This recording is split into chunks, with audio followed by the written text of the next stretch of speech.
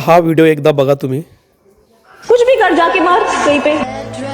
शीशा देख कितना घटिया है। मेरी किस्मत घटिया है। उस दिन जब मुझे तेरे साथ खड़ा किया बाद में कहा ये क्या लंगूर के साथ खड़े कर तेरी ये घटिया स्माइल देखने के लिए देखना और बीच में बताया कर ऐसे बीच के बंदर की तरह।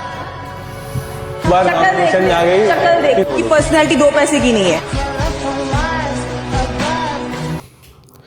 मित्रांनो, ह्या व्हिडिओमध्ये फरहाना प्रणीतला बॉडी शेमिंग करताना दिसते। त्याच्या पर्सनॅलिटीवरून त्याला बोलते कि तेरी 2 पैसे की पर्सनैलिटी नहीं है, तेरी शक्ल देख कैसा है, तू कैसा दिखता है, तेरी स्माइल भी घटिया है।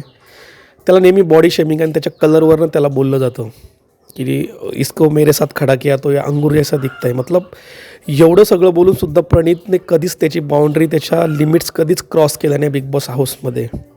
ही इज द ओनली गाय, तो जो जेन्युइन आहे, सेन्सिबल आणि मेच्युअर्ड आहे आणि फ्रेंडशिपसाठी नेहमी पुढे असणार आमचा प्रणीतला जर बिग बॉसमध्ये बॉडी शेमिंग करते ही फरहाना, या फरहाना जर विसरली असेल तर अमलने जेव्हा हिचं ताट फेकलं होतं तेव्हा Praneet is the only guy in the Bigg Boss house जो तिच्यासाठी सगळ्यांसमोर उभा होता तिला प्रोटेक्ट करण्यासाठी।